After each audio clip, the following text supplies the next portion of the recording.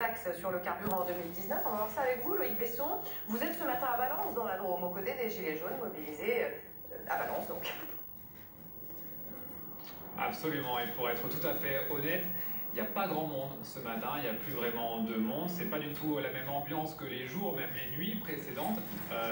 Les Gilets jaunes qui sont présents ici l'admettent également. Alors, de là à faire un lien avec les annonces d'hier, on ne peut pas le faire puisque ces Gilets jaunes ne sont plus là pour nous répondre, mais c'est un fait. Force est de constater que sur ce rond-point, comme au péage d'autoroute qui se trouve à quelques mètres de là et qui était encore hier occupé jour et nuit par des Gilets jaunes, eh bien, ils ne sont plus là ce matin. Alors il y a plusieurs raisons qui peuvent l'expliquer. Déjà, beaucoup doivent retourner au travail parce que certains avaient posé des jours pour pouvoir se mobiliser. Ils ne peuvent pas poser des congés payés illimités, c'est un fait. Il y a aussi la fatigue. Certains sont là depuis le début du mouvement, c'est-à-dire depuis bientôt 3 semaines. Et puis, il y a les discours parfois violents de certains Gilets jaunes dans les médias, sur les réseaux sociaux, qui en ont refroidi plus d'un. Ici, on ne comprend pas pourquoi on s'est éloigné des revendications de fond sur les taxes, mais également plus largement sur le pouvoir d'achat et le niveau de vie. Pour parler des institutions, ils ont entendu évidemment ces discours de Gilets jaunes qui veulent marcher sur l'Elysée, investir l'Elysée, ça ne leur plaît pas, ils ne comprennent pas.